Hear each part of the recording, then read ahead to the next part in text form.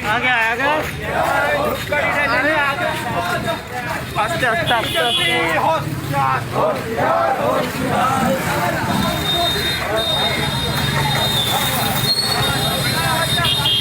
जब तक पेट्रोल और डीजल के दाम कम होंगे हम लोग इसी तरह रास्ते में निकलेंगे और विरोध करेंगे तानाशाही हुकूमत के खिलाफ।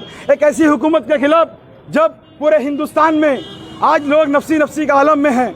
आज पूरे हिंदुस्तान में लोग परेशान हाल है। लोग को खाने के पास पैसे नहीं है, खाने के लिए पैसे नहीं है, काम काज नहीं है, नौकरी था वो भी चला जा रहा है, गरीब मजदूर मर रहे हैं। इस सूरत हाल में मोदी जी ने तेल के दाम को बढ़ा करके गरीब के जो जख्म में नमक लगाने का काम किया है। उसके प्रतिवाद में ममता बनर्जी के आदर्श में, बॉबी हकीम के गाइडलाइन में पूरे पोर्ट एरिया में, पूरे बंगाल में एहतियात होगा। और हम तमाम यूथ इसी तरह से, जिस तरह से आपने देखा कि हम लोग बाइक को आज पैदल चल करके हटा करके और एक बाइक का मोदी जी का पुतला बना के, क्योंकि वो जो है मोदी जी का अर्थी ही था जो वो पूरे हिंदुस्तान को अपने अर्थी के बिना पूरे हिंदुस्तान की जनता को अर्थी में लगाएंगे।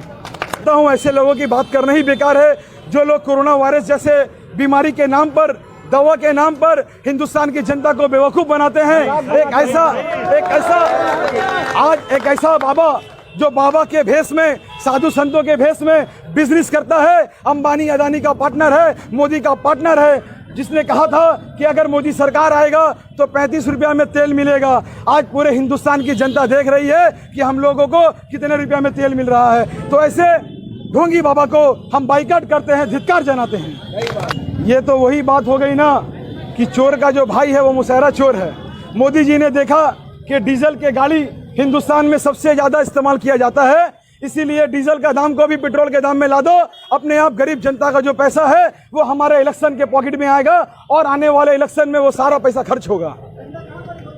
पूरा हिंदुस्तान जानता है कि मोदी जी का ऊपर ठप्पा लगा हुआ है, जैसे हम लोगों का ऊपर ठप्पा लगा हुआ कि हम इंसानियत के नाते आज ये जो प्रोग्राम हो रहा है सब इंसानियत के हक में हो रहा है। मोदी जी का ऊपर ठप्पा लगा हुआ है कि वो एक कॉम्युनल पीएम है, वो एक ऐसे पीएम है जिन्होंने गुजरात का कातिल है, वो एक ऐसे पीएम है जो हिंदू मुसलमान को लड़ाने का कातिल है, एक ऐसा पीएम है जो ईद की बधाइयाँ नहीं देता, एक ऐसा पीएम है जो चर्च की बधाइयाँ नहीं देता, धर्म का फायदा उठाता है।